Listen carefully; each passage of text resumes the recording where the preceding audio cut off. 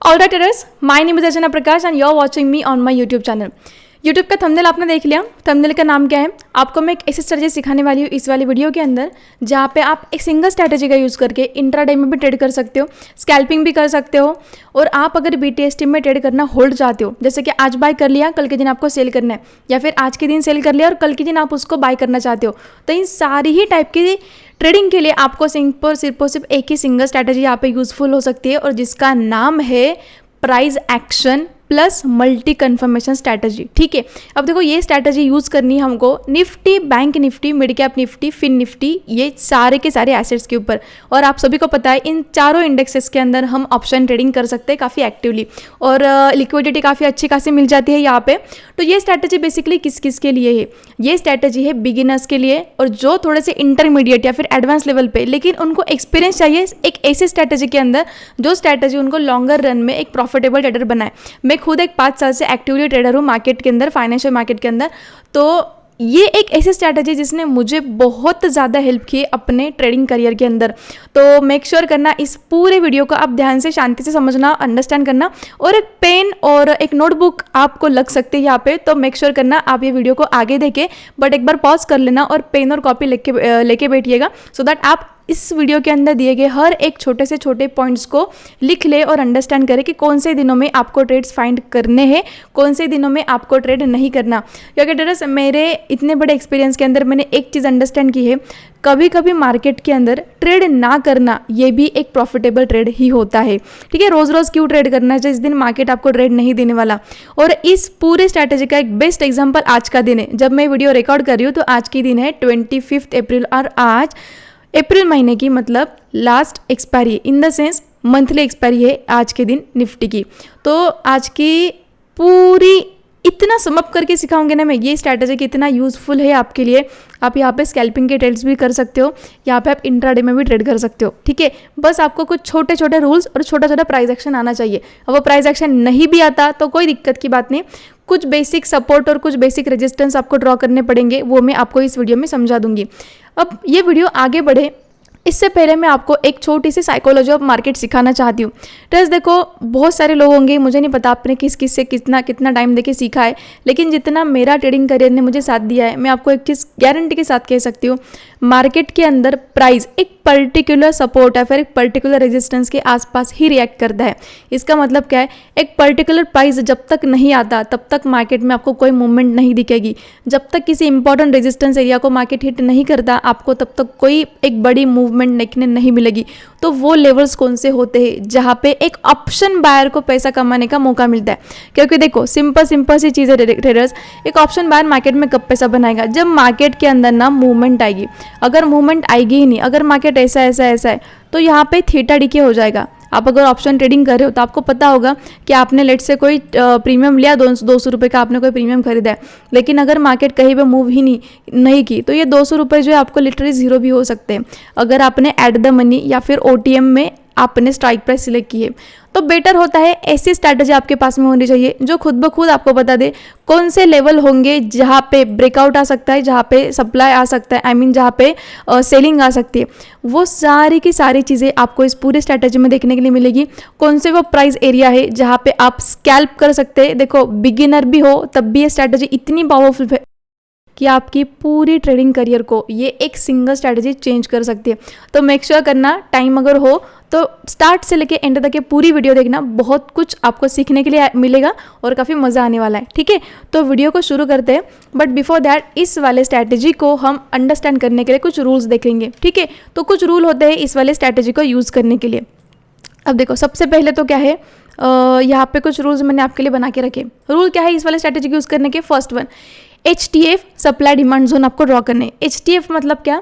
Higher time frame. दूसरा LTF support resistance मतलब lower time frame support resistance. और उसके बाद में थर्ड आता है basic price action. Price action simple simple कुछ नहीं, सपोर्ट रेजिस्टेंस है, और अगर हायर टाइम फ्रेम पे कुछ ट्रेंड लाइन वगैरह बन रहा है क्या, बस यहाँ पे हमारा ध्यान होना चाहिए। एक सिंगल इंडिकेटर यूज़ करेंगे, पूरा चार्ट खराब नहीं करके रखेंगे, हम एक इंडिकेटर का यूज़ करेंगे जिसका नाम है EMA, एक्सपोनेंशियल मूविंग एवरेज। देखो मूविंग एवरेज कई तरीके के होते हैं, डे मूविंग एवरेज भी होता है, कुछ लोग क्रॉसओवर्स भी यूज़ करते हैं, कुछ लोग सिंपल मूविंग एवरेज यूज़ करते हैं, लेकिन हम इस वाले स्ट्रैटेजी के लिए EMA यूज़ करेंगे, वो भी 9। जब आप ट्रेडिंग व्यू में आते हो या फिर किसी भी ब्रोकर के प्लेटफॉर्म पे आते हो, वहाँ पे आपको EMA देखना है और उसकी सेटिंग एज इट इज़ रखनी है, उसमें कोई चेंज नहीं करना। दूसरा, रिसेंट टाइम एग्जाम्पल के साथ मैं आपको समझाऊंगी। और आज जब 25 अप्रैल है, तो आज के दिन इस स्ट्रैटेजी ने कैसे अपना परफॉर्मेंस दिखाया, everything I am going to share with you with recent time example. ठीक है, तो शुरू कर दे हम वीडियो के पार्ट 1 को। ठीक है, वीडियो अगर बहुत लंबी बन गई तो इस वीडियो को मैं 2 पार्ट में रिलीज़ करूंगी, लेकिन अगर ये वीडियो 30 मिनट्स के आसपास बन जाती है तो फिर मैं इसको सिंगल पार्ट में ही रिलीज़ कर दूंगी। ठीक है, तो स्टे ट्यून विथ मी। अब शुरू होते हैं हम एक हायर टाइम फ्रेम पे, मतलब रूल नंबर 1 से शुरू कर दे। बैंक निफ्टी का चार्ट जब मैं आपके सामने खोल रही हूँ, तो आपको क्या करना है, ट्रेडिंग व्यू में आना है। ट्रेडिंग व्यू में आने के बाद में आपको मंथली टाइम फ्रेम पे चले आना है। कौन से टाइम फ्रेम पे? मंथली टाइम फ्रेम पे। अब आपका जब आप मंथली टाइम फ्रेम देखोगे तो आपके सामने इंडेक्स इस तरीके से दिखेगा। ठीक है, बैंक निफ्टी का मैंने एग्जांपल लिया है, अब सेम चीज़ फिन निफ्टी या फिर मिड कैप निफ्टी के चार्ट पे भी कर सकते हो। क्या कहा मैंने, ये वाली स्ट्रैटेजी आपको सिंपली इंडेक्स के चार्ट पे ही यूज़ करनी है। कौन से इंडेक्स? जिसमें हम ऑप्शन ट्रेडिंग कर सकते हैं। समझ में आ रहा है? तो बैंक निफ्टी के मंथली टाइम फ्रेम पे आने के बाद हमको क्या करना है, 1 मिनट आपका सवाल ये भी हो सकता है कि जब हम ट्रेडिंग इंट्राडे में कर रहे हैं या फिर स्कैल्पिंग कर रहे हैं, तो उसके लिए हमको मंथली टाइम फ्रेम पे आने की ज़रूरत क्या है। देखो, स्कैल्पिंग करना या फिर इंट्राडे करना बहुत सिंपल चीज़ है, लेकिन उस चीज़ को बहुत ही ज़्यादा सिंपल करने के लिए आपको कुछ लेवल चाहिए, और वो लेवल आपको मिलेगी मंथली टाइम फ्रेम से। ठीक है, समझ में आ रहा है? तो एक छोटा सा 5 मिनट का होमवर्क रहेगा, आपको सिर्फ 5 मिनट लगेंगे, ज़्यादा नहीं लगेंगे, लेकिन अगर आप होमवर्क करते हो ना, बहुत सिलेक्टेड डेज पे आप मार्केट में ट्रेडिंग करने के लिए आओगे, और आई कैन अश्योर यू कि आप बहुत कम दिन ट्रेड करने के बावजूद भी आपका PNL मंथ में ग्रीन में ही रहेगा। ठीक है, तो शुरुआत करते। मंथली टाइम फ्रेम पे जब आप आपका बैंक निफ्टी का चार्ट देखोगे तो आपको कुछ इस तरीके से नजर आएगा। ट्रेंड क्या है इसका? अप ट्रेंड में, क्योंकि कोई भी इंडेक्स होता है वो हायर टाइम फ्रेम पे जब आप उसको देखते हो वो अप ट्रेंड में ही आपको दिखेगा। तो मंथली टाइम फ्रेम है ये बैंक निफ्टी का। आपको क्या करना है, स्विंग जहाँ पे बन रहे वहाँ पे आपको जोन ड्रॉ करना है रेक्टेंगल के थ्रू। ठीक है, ट्रेडिंग व्यू के अंदर आप जब आओगे, यहाँ पे आपको कोने में रेक्टेंगल मिलेगा, इस तरीके से आपको रेक्टेंगल्स ड्रॉ करने हैं। लेकिन कहाँ पे करोगे? देखो, जिन लेवल से प्राइस टर्न अराउंड हो चुका है, क्या कहा मैंने, जहाँ से प्राइस टर्न हो चुका है, ऐसे टर्निंग पॉइंट पे आपको क्या करना है, ऐसे जोन ड्रॉ करने हैं। अब देखो, जहाँ से प्राइस नीचे आ जाता है, मतलब वहाँ पे क्या हो गया, प्रॉफिट बुकिंग आ गया, और जहाँ पे प्रॉफिट बुकिंग आती है, बिक वाली आती है, उसको कहा जाता है सप्लाई जोन। क्या कहा जाता है? Supply zone. लेकिन जहाँ से प्राइस फिर से लोग खरीदना शुरू करते हैं, मतलब जैसे कि फॉर एग्जांपल ये कोविड वाला फॉल आया था, कोविड वाला फॉल आने के बाद में क्या क्रैश हो गया क्या मार्केट? बिल्कुल नहीं, इस वाले सपोर्ट से फिर से मार्केट ने रिगेन किया। तो वैल्यू क्या थी? 20,837। इस वाले प्राइस पॉइंट के बाद में देखो मार्केट में कंसिस्टेंटली यहाँ पे बाइंग आया है, मतलब यहाँ पे डिमांड आया। तो जहाँ से डिमांड आ रहा है वहाँ पे ग्रीन कैंडल बनेंगे, भाव ऊपर जाएगा किसी भी इंडेक्स का, तो सिंपल जहाँ से खरीदी आ रही है उसे कहेंगे सप्लाई जोन, जहाँ से बिक वाली आ रही है उसको कहा जाएगा सप्लाई जोन, और जहाँ से खरीदारी आ रही है उसको कहा जाएगा डिमांड जोन। इतना सिंपल रखना है। ठीक है, तो जहाँ से प्राइस ने ऐसा टर्न कर लिया ना, घूम लिया, तो उसे ऐसे घूमने वाले एरिया के आसपास क्या करना है, आपको रेक्टेंगल बना के उसको आगे के लेवल पे ऐसा मतलब एक्सटेंड कर देना है। जैसे कि यहाँ पे देखो प्राइस घूम गया था, इसको हमने एक्सटेंड कर लिया आगे तक। यहाँ पे देखो फिर से प्राइस आया था, घूम गया, यहाँ पे एक्सटेंड कर लिया बना के। ऐसा कॉन्सिक्यूटिवली आपको बनाते चले जाना है जब तक प्राइस आपको दिख रहा है कि यहाँ से टर्न अराउंड किया है। ठीक है, अब आप बोलो कि मैम यहाँ पे कहाँ का टर्न अराउंड किया है, यहाँ पे तो सिर्फ ये और ये आना चाहिए। तो देखो ये वाला जोन हमने ड्रॉ किया डेली टाइम फ्रेम से। ठीक है, तो सबसे पहला आपका स्टेप क्या है, हायर टाइम फ्रेम पे जाना है, जिसको आप मंथली बोलोगे। मंथली के आसपास जहाँ पे भी आपको प्राइस घूमते हुए दिखाई दे रहा है, आपको वहाँ पे क्या करना है, सिंपल ऐसे बॉक्सेस ड्रॉ करने। अब आते हैं हम नेक्स्ट स्टेप पे। देखो वीडियो बहुत इंपॉर्टेंट है। ये एक वीडियो आपके पूरे ट्रेडिंग के अंदर एक बहुत बड़ा मूव ला सकती है, लिटरली आपके प्रॉफिट्स के अंदर भी। तो सिंपल है, शांति से देखना है इस पूरे वीडियो को। अब हमको आना है डेली टाइम फ्रेम पे। कहाँ पे आना है? डेली टाइम फ्रेम पे। अब देखो डेली टाइम फ्रेम पे आने के बाद में जो हमने मंथली पे जोन ड्रॉ किए थे वो एज इट इज़ यहाँ पे रिफ्लेक्ट हो गए। अब मंथली डेली टाइम फ्रेम पे आने के बाद में ना आपको यहाँ पे भी, जहाँ पे करंटली अभी आपका मार्केट प्राइस घूम रहा है ना, तो जिस भी दो जोन के बीच में था तो वहाँ पे आपको और कुछ इंपॉर्टेंट जोन ड्रॉ करने। अब इंपॉर्टेंट क्या, मंथली टाइम फ्रेम पे आपको एक मंथ के कैंडल में आपको 22 दिन का डेटा मिलता है, लेकिन जब हम डेली टाइम फ्रेम पे आते हैं तो एक महीने के अंदर आपको कितनी कैंडल्स मिलेगी, एक महीने की कैंडल्स के अंदर आपको कितने दिन का डेटा मिलेगा, 6.25 घंटे का डेटा मिलेगा आपको एक डेली की कैंडल के अंदर। मतलब आपको बहुत सारी कैंडल्स देखनी होती है, एक महीने का डेटा के अंदर आपको 22 डेली कैंडल मिलेगी। तो बहुत ऑब्वियसली अगर नंबर ऑफ कैंडल्स बढ़ गए तो नंबर ऑफ स्विंग भी बढ़ेंगे। तो यहाँ पे क्या है, मंथली टाइम फ्रेम नहीं है, अब ये डेली टाइम फ्रेम पे आ गया। डेली टाइम फ्रेम पे आपको देखना है कहाँ से डेली टाइम फ्रेम में मार्केट टर्न हुआ था। जैसे कि देखो यहाँ पे दिख रहा है आपको एक स्विंग है, यहाँ पे एक स्विंग है, यहाँ पे देखो रेड कैंडल्स बने थे, तो यहाँ से भी मार्केट कई बार टर्न अराउंड हुआ है। तो आपके लिए क्या बन जाएगा, ये इंपॉर्टेंट डेटा। यहाँ से घुमा, ये एक बन गया, देखो यहाँ से मार्केट उठी थी और यहीं से एक बार मार्केट गिरी भी थी। तो ये क्या था, पहले मार्केट के लिए डिमांड एरिया था, फिर उसके बाद में सप्लाई एरिया बन गया, फिर उसके बाद में ब्रेकआउट आया था, फिर अगेन यहाँ से मार्केट घूम गया था, तो ये क्या बन गया, फिर से छोटे टाइम फ्रेम का सप्लाई जोन बन गया। फिर यहाँ से घूम गई थी, ये भी सप्लाई। सिर्फ आप जो भी जोन ड्रॉ करोगे ना उसको आप ऐसा मतलब आगे तक एक्सटेंड कर लेना है इसको, क्योंकि ये जो चीज़ें आपने ड्रॉ करके रखी आगे मतलब फ्यूचर में भी आपको यूजफुल हो कि कहाँ पे मार्केट फ्यूचर में फिर से टर्न अराउंड कर सकता है। ठीक है, समझ में आ रहा है। फिर आपने क्या कर लिया, डेली टाइम फ्रेम पे आए हो, इंपॉर्टेंट जो भी आपको डेटा दिख रहा है स्विंग्स बर्ड्स ड्रॉ करके तो चले जाना है। अब हमारा ट्रेडिंग का पार्ट शुरू हो रहा है। यहाँ से हम आएंगे अवरली चार्ट पे। कहाँ पे आएंगे, अवरली चार्ट पे। तो आवर्ली चार्ट पे आप जब आ रहे हैं तो देखो सबसे पहले हमको कुछ अगर इंपॉर्टेंट ट्रेंड लाइन्स होंगी, जैसे कि यहाँ पे देखो मार्केट अप मूव में जा रहा है तो ये हायर टाइम फ्रेम की ट्रेंड लाइन है। यहाँ पे सपोर्ट सपोर्ट सपोर्ट सपोर्ट लिया है, ठीक है। तो इंट्राडे के अंदर जब भी मार्केट आपकी यहाँ पे खुलेगी तो आपको पता रहेगा कि ये हायर टाइम फ्रेम की ट्रेंड लाइन थी, तो ये हायर टाइम फ्रेम की है, तो यहाँ से मुझे बाय करना है, ठीक है। थोड़ा सा कॉम्प्लेक्स लग सकता है, ध्यान से देखना, नहीं समझ आए यूट्यूब पे फ्री में अवेलेबल है ये वीडियो, आप मल्टीपल टाइम इसको देख सकते हो। बस शांति से समझना, पूरी अगर स्ट्रैटेजी को समझ जाते हो ना, एश्योरेंस के साथ कह सकती हूँ इस स्ट्रैटेजी ने मेरी खुद की ट्रेडिंग जर्नी को काफ़ी ज़्यादा चेंज कर दिया है। तो आपकी क्यों नहीं करेगा, बस आपको एक्सपीरियंस लेते चले जाना है, बस ये सिंगल स्ट्रैटेजी को यूज़ करते करते कोई दूसरी स्ट्रैटेजी देखने की आपको ज़रूरत भी नहीं पड़ेगी, ठीक है। तो ये क्या है, एक trend line, higher time frame में बनने वाले सप्लाई डिमांड जोन और कुछ इंपॉर्टेंट अगर ट्रेंड लाइन होंगी उनको बस आपको ड्रॉ करके रखना है। ट्रेंड लाइन क्या है, ट्रेंड को फॉलो करने वाली लाइन को ट्रेंड लाइन कहा जाता है। अब ये ट्रेंड कौन सा है, ये अप ट्रेंड है। तो अप ट्रेंड में क्या होता है, सपोर्ट लेते लेते लेते लेते प्राइस ऊपर के लेवल पे निकलती जाती है, तो ऐसे अप ट्रेंड में बनने वाली लाइन को ट्रेंड लाइन बोलेंगे, ठीक है। तो ये first support, second support, third support, fourth support. तो जब जब देखो सपोर्ट के पास मार्केट आया था यहाँ से बढ़ गया था, लेकिन ये अपने स्ट्रैटेजी का पार्ट सिर्फ और सिर्फ प्राइस एक्शन का है। अब इस स्ट्रैटेजी को यूज़ कैसे करना है, ध्यान से सुनो। अभी तो ईएमए का पार्ट शुरू नहीं किया हमने। अब यहाँ पे देखो सिंपल बहुत सारे एग्जांपल्स मैंने आपके लिए ड्रॉ करके रखे। जब साइडवेज मार्केट रहेगा तब के भी एग्जांपल है, जब मार्केट ट्रेंडी था तब के भी एग्जांपल है, जब मार्केट में रिवर्सल आया तब के भी आपके पास में कुछ एग्जांपल मैंने रखे, और रिसेंट का मतलब आज का भी एग्जांपल आपके सामने मैंने रखा है। तो ऐसा बिल्कुल भी नहीं है कि ये स्ट्रैटेजी ट्रेंडी में काम करेगी, साइडवेज में नहीं करेगी। तीनों डायरेक्शन के ट्रेड मैंने आपके सामने लाए हैं। तो ये सच में एक ऐसी स्ट्रैटेजी है, जब मार्केट ट्रेंडी रहेगा तब भी यूज़फुल होगी, जब साइडवेज रहेगा तब भी यूज़फुल होगी, और जब मार्केट में रिवर्सल आएगी तब भी ये मार्केट में आपको ये स्ट्रैटेजी यूज़फुल होगी, ठीक है। तो ध्यान से शांति से समझना है स्ट्रैटेजी क्या है।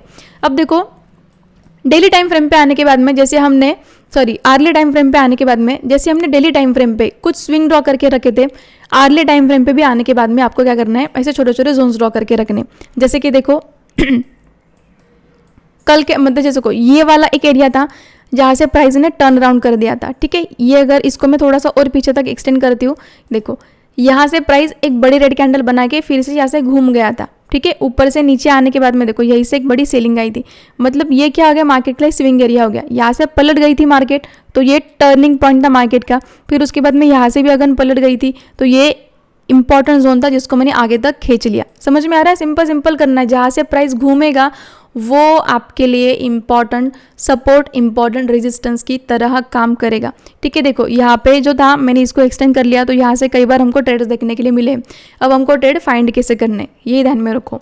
मैंने क्या कहा, मंथली टाइम फ्रेम पे जाना है, फिर डेली टाइम फ्रेम पे जाना है, फिर आर्ली टाइम फ्रेम पे आना है, और जहाँ से भी प्राइस टर्न अराउंड करेगी आपको ऐसे जोन्स ड्रॉ करके रखने। क्या करने हैं, और जोन ड्रॉ करते वक्त मेक श्योर करना जो भी आप रेक्टेंगल यूज़ करोगे उसको ट्रांसपेरेंट रखना, मतलब आपको ज़्यादा कन्फ्यूजन नहीं होना चाहिए। मल्टी कलर की अगर चीज़ें यूज़ करोगे तो आपको प्राइस देखने में बहुत दिक्कतें आ सकती है और आप खुद कन्फ्यूज हो जाओगे। तो चार्ट को एज सच ट्राई करना क्लीन रखो। मेरा चार्ट आपके सामने है बट काफ़ी क्लीन चार्ट है और मुझे समझ में आ रहा है जो चार्ट मैं देख रही हूँ, ठीक है। तो 1 आवर टाइम फ्रेम पे आके एक बार का बस आपने होमवर्क कर लिया ना ट्रेडर्स, तो इनफ है ये, ठीक है। ये जोन जब हमने ड्रॉ किया तो देखो यहाँ से भी मार्केट पलट गई थी, तो ये जोन यहाँ से ड्रॉ किया था मैंने। फिर से एक बार देखो ट्रेडर्स, मैं आपको ड्रॉ करके दिखाती हूँ।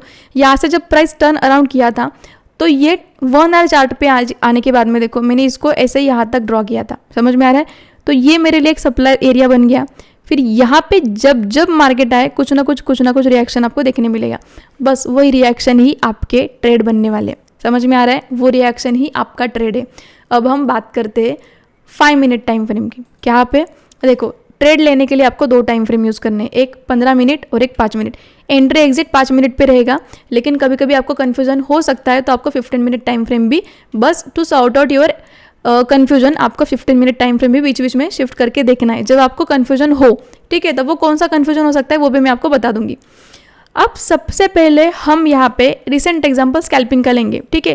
पहले तो मैं क्या करती हूँ, आपको ईजी हो जाए अंडरस्टैंडिंग के लिए, क्योंकि सेशन ब्रेक कर लेते हैं। ट्रेडिंग व्यू के अंदर आपको अगर देखना है पिछले दिन क्या हुआ था, और अगर आपको समझ में नहीं आ रहा कौन सा दिन कौन सा है, तो सिंपल क्या करो, बैंक निफ्टी का या फिर कोई भी चार्ट आपके सामने हो, कैंडल के ऊपर डबल क्लिक कर देना, इवेंट में आना और सेशन ब्रेक कर लेना। सेशन ब्रेक पे टिक होने के बाद में यहाँ पे ओके करो।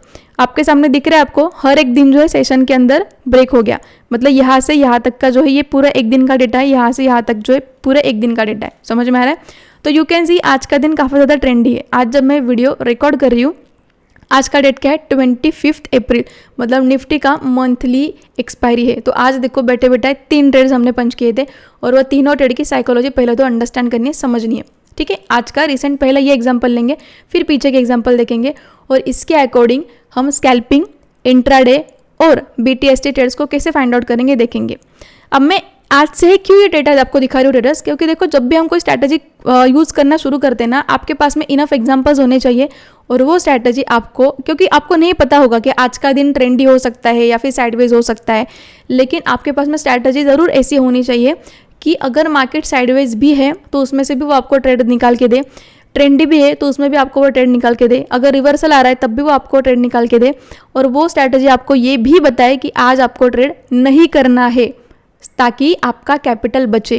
क्योंकि देखो ट्रेडर्स, जो भी मार्केट के अंदर ऑप्शन ट्रेडिंग करने के लिए आ रहा है, मुझे इतना तो पता है, जितने मेरे सारे स्टूडेंट हैं उन लोगों को क्लास का फीस जो होता है ना वो तक वो पे नहीं कर पाते, ठीक है। लेकिन यहाँ पे क्या है, हर किसी को लगता है 500 या फिर 1000 रुपये हम लगाएंगे तो उनको 1000 के ऊपर 1000 का रिटर्न मिलेगा, फिर 10,000 के ऊपर उनको मतलब 1 लाख का रिटर्न बन जाएगा। ऐसे भी हाइपोथेटिकल एक्सपेक्टेशन रख के लोग आते हैं, ठीक है। तो एक अच्छी स्ट्रैटेजी होनी बहुत ज़्यादा ज़रूरी है, एक अच्छा माइंडसेट, एक अच्छी साइकोलॉजी होनी काफ़ी ज़्यादा ज़रूरी है। लेकिन साइकोलॉजी जो है टफ तभी होते चली जाएगी जब आपके पास में एक इनफ एक्सपीरियंस होगा, और एक्सपीरियंस कहाँ से आता है, जब आप सिंगल चीज़ को मल्टीपल डेज तक प्रैक्टिस करते हो।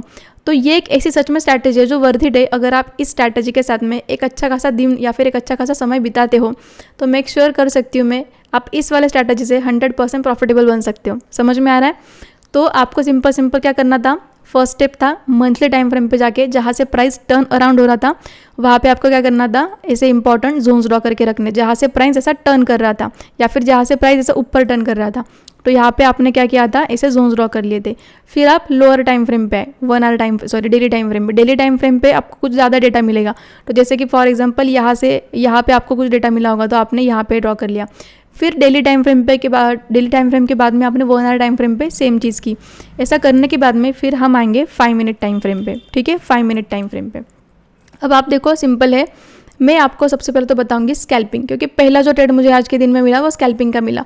तो स्कैल्पिंग के लिए क्या क्राइटेरिया है, सबसे पहले तो अंडरस्टैंड करो। देखो पहले तो इंडिकेटर को चालू कर लेते हैं। इंडिकेटर रहेगा हमारा 9, क्या रहेगा 9 EMA।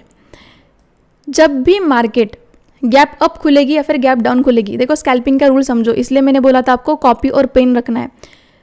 जिस दिन भी मार्केट बड़ी गैप अप या फिर बड़ी गैप डाउन खुलेगी उस दिन आपको स्कैल्पिंग में ज़्यादा पैसा कमाने का मौका है। आप कैसे समझो, 9 EMA का ये इंडिकेटर है, इसको मैं थोड़ा सा हाईलाइट कर देती हूँ आपके लिए, थोड़ा मतलब दिखाई देगा आपको। इसको रेड कर देते हैं और इसको थोड़ा मोटा कर लेते, ठीक है। आई होप आप सभी को इंडिकेटर काफ़ी अच्छे से दिखाई दे रहा होगा। प्राइस जो होती है ना, हमेशा इंडिकेटर के पास जाने की कोशिश करेगी, क्योंकि देखो 9 EMA एक ऐसा EMA है जो शॉर्ट टर्म में हमको ट्रेड फाइंड आउट करने के लिए काफ़ी हेल्पफुल है। EMA सिंपल क्या होता है, पिछली जो 9 कैंडल होंगी वो पिछले 9 कैंडल का आपको एवरेज निकाल के देगा। मतलब ये एक ऐसा इंडिकेटर है जो प्राइस के ऑलमोस्ट साथ चलेगा। तो होगा क्या, इंडिकेटर के साथ अगर प्राइस को चलना है तो सिंपल है, अगर गैप डाउन भी खुलती है मार्केट तो उस प्राइस को जो है इंडिकेटर के पास में आना है। तो अगर इतनी सिंपल सी भी साइकोलॉजी हम यहाँ पे यूज़ करें तो देखो आज जो है मार्केट 450 पॉइंट से भी ज़्यादा आज मार्केट गैप डाउन खुला था। तो गैप डाउन कहाँ पे खुला, सपोर्ट पे खुला। देखो ट्रेडर्स, यहाँ पे 2 से 3 चीज़ें आप यूज़ कर रहे हो, लेकिन इतने क्विक आपको यहाँ पे ट्रेड मिलेंगे, आपको किसी कॉल या फिर किसी टिप की ज़रूरत भी नहीं पड़ने वाली। सिंपल आपने हायर टाइम फ्रेम से ये वाला सपोर्ट ड्रॉ करके रखा था, पहले से ही आपके पास ड्रॉन था। मार्केट जब यहाँ पे खुली तो आपको खुलते से ही पता चल गया कि देखो EMA मेरा ऊपर है, प्राइस मेरा नीचे है और नीचे ही मेरे पास सपोर्ट है। और हमारा रूल नंबर 1 क्या कहता है, सपोर्ट जोन के ऊपर या फिर डिमांड जोन और सपोर्ट जोन दोनों ही सेम है। ठीक है, तो अगर मैं सपोर्ट जोन बोलूँ तो कंफ्यूज मत होना, या फिर डिमांड बोलूँ तो कंफ्यूज मत होना, दोनों ही सेम होता है। तो यहाँ पे डिमांड जोन है, डिमांड आएगी मतलब उस प्राइस से, मतलब उस वाले प्राइस, जैसे कि यहाँ पे देखो 47,760 इस वाले प्राइस लेवल से मार्केट में कहते हैं डिमांड बनना शुरू हुई। तो यहाँ से बराबर आपको ग्रीन कैंडल्स बनती हुई दिखाई दे रही है। समझ में आ रहा है? तो प्राइस एक्शन एकदम सिंपल और साइकोलॉजिकल वे में समझेंगे। तो प्राइस जो है EMA के पास आने की कोशिश करेगा। तो जैसे ही सपोर्ट पे मार्केट आया, यहाँ पे देखो प्राइस कितनी फास्ट रिकवर कर गई। समझ में आ रहा है? प्राइस रिकवर कहाँ तक की, सबसे पहले तो EMA तक। ठीक है, तो हमारा पहला स्कैल्प कहाँ तक बनता है, एंट्री करना है 50 से 70 पॉइंट का, यहाँ पे स्टॉप लॉस लगाना है और पहले कैंडल में आपको एंट्री करना है 9:15 बजे। ठीक है, 9:15 को मार्केट खुलते ही यहाँ पे आपको एंट्री मिल गई, अगर मार्केट बड़ी गैप डाउन खुल गई तो। ठीक है, तो यहाँ पे मार्केट खुली गैप डाउन, एंट्री की, EMA तक का आपका ये ट्रेड बन गया। ऊपर क्या है इंपॉर्टेंट, रिजेक्शन जोन या फिर आपका सप्लाई जोन। तो सप्लाई जोन तक जो है मैंने यहाँ पे अपना ट्रेड पंच कर लिया। समझ में आ रहा है? तो यहाँ पे पहला, आप बोलोगे कि मैम 9 EMA के ऊपर तक आपने लगाया, तो देखो अब काफ़ी ज़्यादा एक्सपीरियंस हो चुका है मुझे ये वाली स्ट्रैटेजी यूज़ करते करते, इसलिए फिर मैंने इसको थोड़ा ऊपर तक लगाया, क्योंकि अगर यहाँ पे प्रॉफिट बुकिंग आनी भी है तो थोड़ा सा जो है EMA के ऊपर तक वो क्लोजिंग दे सकता है, ऐसा मेरा कन्विक्शन था, दैट्स वाई। लेकिन अगर आप बिगिनर भी हो तो आपका जो टारगेट है सिंपल यहाँ तक लगेगा।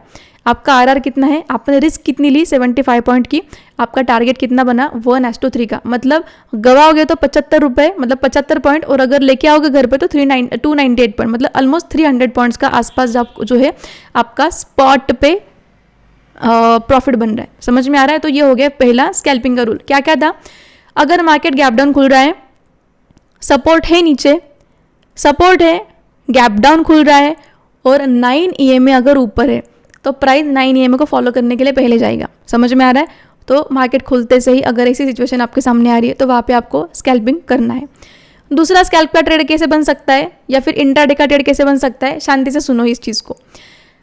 अगर नीचे सपोर्ट है, समझ में आ रहा है, नीचे अगर सपोर्ट है और EMA को मार्केट एक कोई 5 मिनट का कैंडल जो कि अच्छी खासी होनी चाहिए, मतलब उसके अंदर वॉल्यूम, और दूसरी चीज़ वो कैंडल थोड़ी सी विक कम होनी चाहिए उसकी, मतलब ना ऊपर ज़्यादा भी होनी चाहिए ना नीचे ज़्यादा होनी चाहिए। समझ में आ रहा है? नीचे से अगर बड़ी विक है तो एक टाइम चलेगा, क्योंकि नीचे से अगर बड़ी विक किसी कैंडल की बनते, उसका सिंपल मतलब यही होता है। देखो अगर फॉर एग्जांपल है कोई कैंडल है, कैंडल की अगर एक विक काफ़ी ज़्यादा बड़ी बन चुकी है, इसका सिंपल मतलब है कि कैंडल नीचे तो आने की कोशिश की थी, लेकिन बाइंग प्रेशर इतना ज़्यादा था कि वो पूरी जो कैंडल है ना ग्रीन में कन्वर्ट हो गई। समझ में आ रहा है? मतलब यहाँ से जब वो नीचे होगी तो ये पूरा उसका रेड पोर्शन होगा, लेकिन जब बाइंग प्रेशर इनफ होता है तो पूरी जो कैंडल है यहाँ से यहाँ तक उसकी पूरी विक बनेगी और उसके ऊपर उसकी बॉडी बनेगी। तो इस तरीके से हमेशा ग्रीन कैंडल का फॉर्मेशन होता है। समझ में आ रहा है? तो ये रहा आपका EMA के ऊपर देखो इस वाले कैंडल ने आपको क्या दे दी, एक अच्छी खासी क्लोजिंग। क्या कहा मैंने, क्लोजिंग अच्छी देना चाहिए। तो यहाँ पे आपका एंट्री बनता है और उसके ऊपर आपने कितना RR रखा है, RR देखो सबसे पहले तो यहाँ पे कितना RR बन रहा है 1:1.5 का। कितना RR बना है 1:1.5 का। अब यही तक मैंने अपना प्रॉफिट क्यों बुक करने का सोचा, उसके पीछे रीज़न देखो पीछे है। ध्यान से सुनो ट्रेडर्स, अगर मैं आपको कोई भी चीज़ यहाँ पे बता रही हूँ ना, इतनी स्ट्रैटेजी इतना अगर मेक श्योर कर रही हूँ, तो इस स्ट्रैटेजी को मैंने खुद भी अच्छे से टेस्ट किया है, मैंने खुद भी इस वाले ट्रेड को काफ़ी अच्छे से लिया है, और जितने भी ट्रेड यहाँ पे आपको दिख रहे होंगे ये सारे ट्रेड्स मैंने अपने खुद के अकाउंट में भी लिए हैं। दैट्स वाई मुझे ये स्ट्रैटेजी काफ़ी अच्छी पसंद है और मैं आपको इतना कॉन्फिडेंटली सिखा पा रही हूँ। तो यहाँ तक है कि मैंने अपना प्रॉफिट के लिए बोला, क्योंकि देखो पीछे ये वाला जो प्राइस है जहाँ पे दिख रहा होगा आपको ये रेड कैंडल, ये रेड कैंडल के आसपास जो है कई बार प्रॉफिट, ये यहाँ से प्रॉफिट बुकिंग आई थी। तो जब इस वाले एरिया के आसपास प्रॉफिट बुकिंग आई थी तो there is a high chance जब यहाँ पे मार्केट आएगा तो अगेन यहाँ से रिएक्ट करने के चांसेस है। समझ में आ रहा है? यहाँ पे फर्स्ट टाइम आया था, सेकेंड टाइम जब यहाँ पे आया तो यहाँ से ये रिएक्ट कर गया। समझ में आ रहा है? तो इस वजह से यहाँ पे अपना प्रॉफिट बुक हो गया था। समझ में आ रहा है? अब हम बात करेंगे नेक्स्ट चीज़, रूल नंबर 2। समझ में आ रहा है मैंने क्या क्या बोला?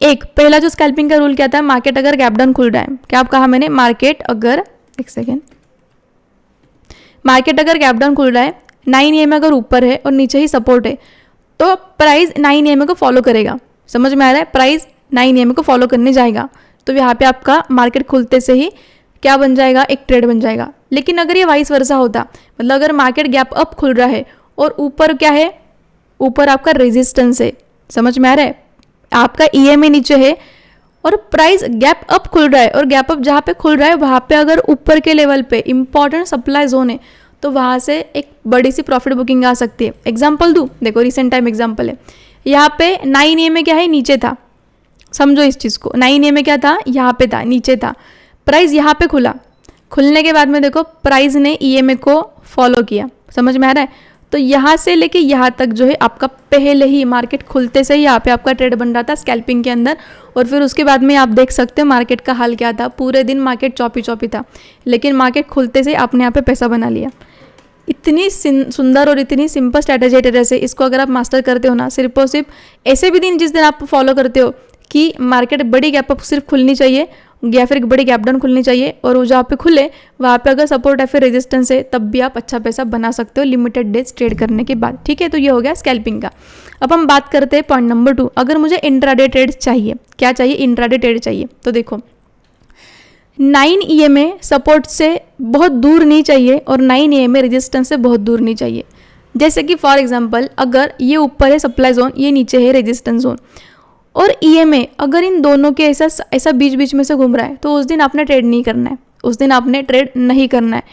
ट्रेड लेने के लिए आपको EMA, क्या कह रही हूँ मैं, EMA एक तो सपोर्ट के आसपास चाहिए या फिर रेजिस्टेंस के आसपास चाहिए, सो दैट अगर आपको कोई ब्रेकडाउन मिले तो आपका छोटा सा रिस्क हो और बड़ा रिवॉर्ड हो। समझ में आ रहा है? मतलब आपका टारगेट बड़ा होना चाहिए और आपका SL छोटा होना चाहिए, ये समझो, टारगेट बड़ा और SL छोटा, और वो तभी पॉसिबल है जब आपका 9 EMA आपके रेजिस्टेंस के एक तो पास हो या फिर आपके सपोर्ट के आसपास हो। समझ में आ रहा है? तो ये 2 से 3 चीज़ें आपको ध्यान में रखनी। 9 EMA आपका इंट्राडे ट्रेड लेने के लिए क्या चाहिए, एक तो सपोर्ट के पास चाहिए या फिर रेजिस्टेंस के आसपास चाहिए। तो यहाँ पे देखो मार्केट एक बार यहाँ पे रिएक्ट किया, प्रॉफिट बुकिंग आ गई, नेक्स्ट टाइम फिर से यहाँ पे ट्रेड लिया आया था, लेकिन ये ट्रेड हमने अवॉइड किया। क्यों अवॉइड किया? क्योंकि 9 EMA सपोर्ट से मतलब एक्चुअली ले सकते थे यहाँ पे ट्रेड, बट ऑलरेडी अगर इतना बड़ा मतलब प्राइस मूवमेंट देने के बाद में फिर से अगर सपोर्ट टेस्ट करने के लिए आ रहा है तो there is a high chance ये फिर इतना ऊपर जाएगा कि नहीं, इसकी कोई गारंटी नहीं, क्योंकि देखो इसने ये वाला हाई ब्रेक नहीं किया था, नहीं किया। क्यों नहीं किया? सिंपल चीज़ें, अगर ये वाला यहाँ से प्राइस मूव कर रहा है बैंक निफ्टी के अंदर तो कॉमन सेंस क्या कहता है, अगर ये सच में इतना बुलिश है तो इसने फिर से सपोर्ट टेस्ट करने के लिए नहीं आना चाहिए। क्या कह रही हूँ मैं, अगर ये सच में इतना ज़्यादा बुलिश है तो फिर से ये वहाँ तक नहीं आना चाहिए जहाँ से उसने ब्रेकआउट लिया था, उसने छोटा सा रिट्रेसमेंट करके फिर से ऊपर निकलना चाहिए था। मतलब क्या कह रही हूँ मैं, अगर इतना ऊपर गया तो ये हार्डली यहाँ से आने के बाद में फिर से ऊपर जाना चाहिए था, लेकिन जहाँ से ये प्राइस उठा है वो अगर फिर से यहाँ तक आ रहा है इसका मतलब क्या है, वो इतना बुलिश नहीं है। दैट्स वाई हमने थोड़ा सा कॉमन सेंस यूज़ करके यहाँ पे ये ट्रेड अवॉइड किया। देखो ट्रेडर्स, स्टॉक मार्केट के अंदर ना वही सक्सेस पाता है जिसके पास कॉमन सेंस होती है। क्या कहा मैंने? कॉमन सेंस होती है, और कॉमन सेंस इस दुनिया के अंदर थोड़ी अनकॉमन होती है। तो अगर स्टॉक मार्केट में सक्सेस चाहिए तो थोड़ा तो स्मार्ट बनना पड़ेगा, प्राइस के पीछे की अंडरस्टैंडिंग, प्राइस के पीछे की साइकोलॉजी थोड़ी सी सीखनी पड़ेगी। तो प्राइस देखो फर्स्ट टाइम यहाँ पे आया, ऊपर जा गया, रिएक्ट कर दिया, नीचे आया, फिर से यहाँ पे सपोर्ट एरिया में आया, फिर से यहाँ पे रिएक्ट किया। थर्ड टाइम जब फिर से ये आया तो देखो ट्रेडर्स यहाँ पे एक छोटा सा प्राइस एक्शन बन रहा है, और प्राइस एक्शन क्या है यहाँ पे, ट्रेंड लाइन। क्या है? एक ट्रेंड लाइन। समझ में आ रहा है? ट्रेंड लाइन बन रहा है। तो ट्रेडर्स देखो यहाँ पे 2 चीज़ें बन गई। अगर आपका चार्ट पैटर्न की बेसिक से बेसिक थोड़ी सी भी नॉलेज है, एकदम थोड़ी सी भी नॉलेज, तो देखो ट्रेडर्स यहाँ पे क्या बनता हुआ दिखाई दे रहा है हमको, ये एक इंपॉर्टेंट सपोर्ट है, यहाँ से एक ट्रेंड लाइन भी जा रहा है, यहाँ पे दिख रहा है आपको ये डब्ल्यू पैटर्न भी बन रहा है। क्या बन रहा है? W pattern. 3 रीज़न है मेरे पास में, ये सपोर्ट भी है, ये एक डब्ल्यू पैटर्न भी है, और ये इसका एक ब्रेकआउट भी है, ट्रेंड लाइन का ब्रेकआउट। तो जैसे यहाँ पे ब्रेकआउट आ रहा है और ये इस वाले ट्रेंड लाइन को ब्रेक कर रहा है। तीसरी चीज़ 9 EMA, खिचड़ी हो गया थोड़ा सा, इसको थोड़ा सा क्लीन करती हूँ मैं, देखो शांति से देखो। एक तो नीचे सपोर्ट भी है, यहाँ पे W पैटर्न भी बना है, ये ट्रेंड लाइन भी है जिसको एक बार, 2 बार, 3 बार मार्केट अभी टच करने आ रहा है, तीसरी बार। और 9 EMA के बस ऊपर हम एक कैंडल के क्लोजिंग का वेट कर रहे थे और जैसे ही कैंडल ने क्लोजिंग दे दिया यहाँ पे ट्रेड में एंट्री हो गई। अब आप बोलोगे आपने यहाँ पे तो एंट्री नहीं ली, यहाँ पे क्यों एंट्री ली? क्योंकि देखो ट्रेडर्स, अब पीछे मुड़ के देखो, छोटी छोटी सी चीज़ें हैं। यहाँ से एक बार प्राइस ने मूव कर लिया था यहाँ से, अब ये इस वाले एरिया में कोई कितने टाइम आ रहा है? फर्स्ट टाइम आया नीचे चला गया, सेकेंड टाइम आया नीचे चला गया, थर्ड टाइम आया नीचे चला गया, ब्रेक नहीं कर पाया। तो अगर ये 4th टाइम आ रहा है और इतना बड़ा W पैटर्न बना के आ रहा है तो ट्रेडर ये रुकने के लिए नहीं आ रहा है, ये रुकने के लिए नहीं आ रहा है। कोई भी सपोर्ट या फिर कोई भी रेजिस्टेंस अगर 4 से 5 बार टेस्ट हो चुका है तो उसको ब्रेक होने के चांसेस बहुत ज़्यादा हाई होते हैं। तो इसी साइकोलॉजी की वजह से ऊपर एक सप्लाई जोन दिखाई दे रहा था, इसलिए यहाँ से लेके यहाँ तक जो है अपना एक ट्रेड बन रहा है 1:4 का। समझ में आ रहा है क्या कहने की कोशिश कर रही हूँ मैं? देखो सिंपल हमने क्या किया, हम हायर टाइम फ्रेम पे गए, मंथली टाइम फ्रेम पे हमने ड्रॉ क्या किया, सपोर्ट ड्रॉ किए, रेजिस्टेंस ड्रॉ किए, जोन्स ड्रॉ किए। फिर हम डेली टाइम फ्रेम पे आए, डेली टाइम फ्रेम पे हमने वो जो सपोर्ट रेजिस्टेंस है उनको थोड़ा और अच्छी तरीके से ड्रॉ किया। फिर हम आर्ली टाइम फ्रेम पे आए, आर्ली टाइम फ्रेम पे आने के बाद में फिर से हमने छोटे मोटे स्विंग्स ड्रॉ कर लिए। फिर हम 15 मिनट टाइम फ्रेम पे, फिर 5 मिनट टाइम फ्रेम पे आए, हमने वहाँ पे इंडिकेटर ऑन कर लिया 9 EMA। समझ में आ रहा है? 9 EMA को हमने यूज़ किया वहाँ पे। स्कैल्पिंग का पहला रूल क्या कहता है, अगर मार्केट गैप डाउन खुल रहा है, EMA अगर ऊपर है तो नीचे भी सपोर्ट होना चाहिए। मार्केट गैप डाउन खुल रहा है सपोर्ट के आसपास और ऊपर EMA, तो वहाँ पे मार्केट खुलते से ही ट्रेड ले लो। प्राइस EMA को बिल्कुल ही श्योरली कह रही हूँ मैं, आप कितने भी एग्जाम्पल के साथ में प्रैक्टिस करो इस वाले चीज़ को, अगर बड़ी गैप अप खुल रही है, बड़ी गैप डाउन खुल रही है तो प्राइस रिकवर करने की कोशिश ज़रूर करता है उसके EMA तक। समझ में आ रहा है? EMA मल्टीपल टाइम ये चीज़ें होते हुए दिखाई दे रही, इस चीज़ की एक्यूरेसी काफ़ी ज़्यादा है, ठीक है, तो प्रोबेबिलिटी काफ़ी हाई होती है इस चीज़ को होने की। समझ में आ रहा है? तो ये हो गया स्कैल्पिंग का फर्स्ट रूल। सेकंड क्या था, यहाँ पे EMA के ऊपर क्लोजिंग मिला, अगेन यहाँ पे क्या था, सपोर्ट था, सपोर्ट के ऊपर ब्रेकआउट आया और टारगेट कहाँ तक का प्लान किया, उस वाले कैंडल तक, जिस वाले कैंडल तक एक बार मार्केट गया था गैप अप खुल के और फिर वहीं से रिकवर कर गया था। तो ये अपने लिए क्या बन गया, इमीडिएट रेजिस्टेंस। तो यहाँ तक का एक ट्रेड प्लान किया, ये हो गया 2।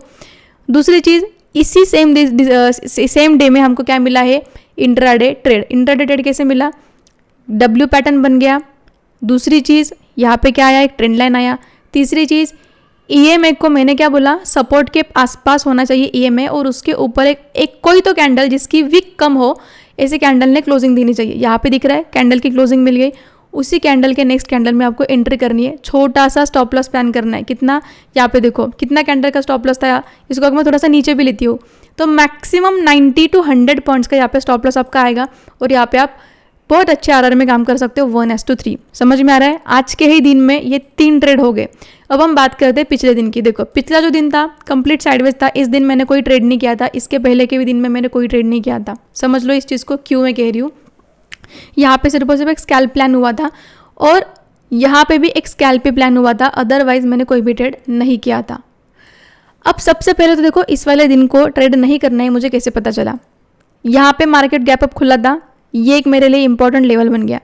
मार्केट जहाँ से नीचे आ रहा है फिर उसके बाद में देखो क्या है, ये इंपॉर्टेंट सप्लाई जोन है। पहले तो ये मार्केट का एक इमीडिएट रेजिस्टेंस बन गया, फिर उसके बाद में ये रेजिस्टेंस ने ब्रेक कर दिया इस वाले सपोर्ट को, ठीक है। तो ये सपोर्ट भी जब ब्रेक हो गया, सपोर्ट ब्रेक होने के बाद में देखो मार्केट में क्या हुआ, बस पूरा दिन साइडवेज करता चला गया। और मैंने आपको क्या बोला, अगर मुझे ट्रेड लेने हैं तो प्राइस जो 9 EMA होता है, 9 EMA सपोर्ट के आसपास चाहिए। 9 EMA कहाँ चाहिए मुझे, सपोर्ट के बहुत आसपास चाहिए या फिर रेजिस्टेंस के बहुत आसपास चाहिए। अब यहाँ पे क्या है, ये सपोर्ट था पहले, समझ में आ रहा है, ये वाला जो प्राइस था इसके लिए पहले सपोर्ट था, लेकिन ये सपोर्ट जब ब्रेक हो गया तो अब ये क्या बन गया, रेजिस्टेंस बन गया। तो यहाँ पे अगर मुझे ट्रेड पंच करना है तो 9 EMA मुझे पास में चाहिए, लेकिन यहाँ पे था क्या, नहीं। सिर्फ सुबह जब एक ट्रेड मिला तो वो ट्रेड क्या था, गैप अप खुला, गैप अप खुलने के बाद में 9 EMA नीचे था और जहाँ पे वो गैप अप खुला पीछे मुड़ के देखो आपको कोई ना कोई इंपॉर्टेंट लेवल मिल जाएगा। जैसे कि देखो यहाँ से भी प्राइस टर्न किया था, समझ में आ रहा है, यहाँ से भी प्राइस टर्न किया है। देखो जीरो तक सॉरी इंट्राडे के ट्रेडिंग व्यू के अंदर ना आपको एक छोटा सा फीचर मिलेगा। वो फीचर क्या है, 9 बज के जैसे ही 8 मिनट हो जाएगी ना, 9 बज के 8 मिनट आपको ट्रेडिंग व्यू के अंदर एक ऑरेंज लाइन बनती हुई दिखाई देगी और आपको खुद ब खुद बता देगा कि आज मार्केट कहाँ पे खुल रहा है। तो 9 बज के 8 मिनट से लेकर 9 बज के 15 मिनट तक का जो है आपके पास में समय होता है, वो जो विंडो है आपके पास में, तो उतने से विंडो के अंदर आपको पता चल जाएगा कि मार्केट जहाँ पे भी खुल रही है क्या उसके आसपास कोई रेजिस्टेंस है, क्या उसके आसपास कोई सपोर्ट है। तो यहाँ पे आपको इमीडिएटली पता चल रहा था कि पीछे भी एक बार ऐसा हुआ था कि यहाँ से मार्केट थोड़ा सा टर्न अराउंड किया था और मेरा जो ईएमए है वो नीचे है। प्राइस कहीं ना कहीं गैप अप खुलने के बाद भी पीछे एक बार ऐसा लेवल था जहाँ से प्राइस बुकिंग आया था, प्रॉफिट बुकिंग आया था। तो there is a high chance अगर यहाँ पे मैं मार्केट खुलते से ही पुट बाय करती हूँ तो मुझे यहाँ तक का एक टारगेट मिल रहा है। समझ में आ रहा है। और यहाँ पे मैंने कोई भी ट्रेड प्लान नहीं किया क्योंकि there was a high chances अगर ईएमए मेरा रेजिस्टेंस के आसपास नहीं है तो यहाँ पे मैंने कोई ट्रेड प्लान नहीं किया। दूसरी चीज़, जब इस वाले चीज़ को मैंने आगे तक एक्सटेंड कर लिया, समझ में आ रहा है, इस वाले रेजिस्टेंस को जब मैंने आगे तक एक्सटेंड कर लिया तो मुझे क्या समझ में आ रहा है, सपोर्ट बहुत पास है, रेजिस्टेंस भी बहुत पास है। क्या कह रही हूँ मैं, शांति से सुनो। सपोर्ट बहुत पास है, रेजिस्टेंस भी बहुत पास है और 9 ईएमए देखो प्राइस के बीच में है। क्या है, प्राइस के ऐसा बीच बीच में ट्रेड कर रहा है और ऊपर से रेजिस्टेंस बहुत पास है, नीचे से सपोर्ट बहुत पास है। और जिस भी दिन ऐसा होता है ना ट्रेडर्स, उस दिन मार्केट में कोई मूव नहीं आता, कोई मूव नहीं आता। जहाँ पे रेजिस्टेंस और जहाँ पे सपोर्ट बहुत पास पास बन जाते हैं, ऐसे दिन में मार्केट में कोई मूव नहीं आता। तो ये स्ट्रैटेजी आपको अपने आप में बता सकती है कि नेक्स्ट डे या फिर आज के दिन हमको ट्रेड प्लान करने हैं या फिर नहीं करने हैं। समझ में आ रहा है। तो ये स्ट्रैटेजी इतनी बेस्ट है आपकी price action plus indicator strategy.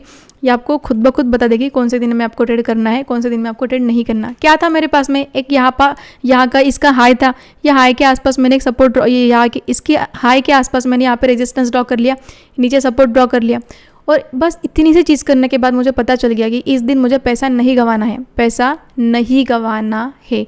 इसके ही इन बिटवीन मार्केट खुलता गया। अब देखो सिंपल है, यहाँ पे भी छोटा सा स्कैल्प बनता था। मार्केट देखो इसके ऊपर खुला, मतलब गैप अप खुला था। गैप अप खुलने के बाद में ऊपर क्या था, एक रेजिस्टेंस जोन था। मार्केट फिर से यहाँ पे कहाँ तक आया, ईएमए तक आया। तो ये चीज़ मल्टीपल टाइम आपको होते हुए दिखाई देगी ट्रेडर। सिर्फ और सिर्फ इतनी ही एक कंडीशन है कि जहाँ पे भी वो गैप अप फिर गैप डाउन खुले, वो जहाँ पे भी खुल रहा है उसके आसपास कोई रेजिस्टेंस या फिर उसके आसपास कोई सपोर्ट होना चाहिए। ठीक है। अब जैसे कि यहाँ पे देखो अगेन यहाँ से एक इंपॉर्टेंट प्रॉफिट बुकिंग आ गई थी। तो जब ये प्रॉफिट बुकिंग आई तो ये हमारे लिए क्या बन जाएगा, रेजिस्टेंस का एरिया। और इसी रेजिस्टेंस के एरिया के आसपास यहाँ पे मार्केट खुला था, दिखाई दे रहा है।